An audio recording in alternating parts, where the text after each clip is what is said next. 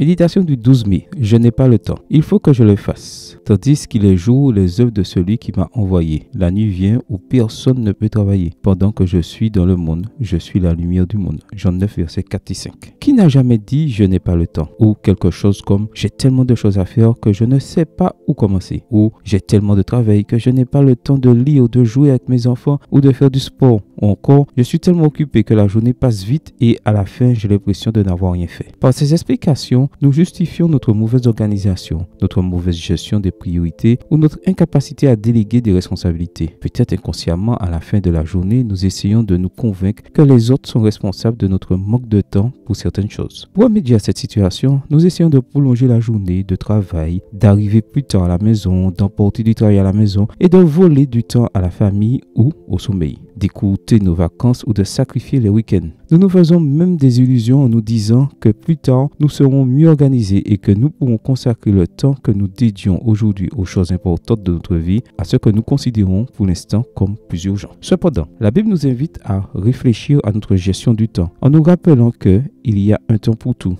un temps pour toutes choses sous les cieux. Ecclésiaste 3, verset 1. Le sage nous assure que cela inclut, entre autres, le temps de planter, de guérir, de construire, de rire, d'embrasser et d'aimer. Versets 2 à 8. Je suis étonné de constater que Jésus, qui a assumé le ministère le plus important de l'histoire, tout en sachant qu'il n'avait que quelques années pour le mener à bien, a naturellement pris le temps de prier, de prêcher, de guérir et d'enseigner, mais aussi de se rendre à des mariages, de fréquenter des scribes et des pharisiens et de se détendre chez ses amis. Lorsque Jésus a affirmé qu'il lui fallait accomplir les œuvres de celui qu'il avait envoyé pendant qu'il était encore capable, il a fait preuve d'une étonnante maîtrise du temps. Qu'a-t-il accompli grâce à cette extraordinaire gestion du temps? Sans aucun doute, il a maîtrisé le stress. Il a eu une vision claire de ses priorités. Il a eu du temps libre pour les autres. Et il s'est davantage concentré sur la réalisation des objectifs de sa mission. Seigneur, aujourd'hui, j'ai besoin de tes conseils et de ton inspiration pour gérer le temps dont je dispose. Amen. Bonne journée à vous et que le Seigneur vous bénisse.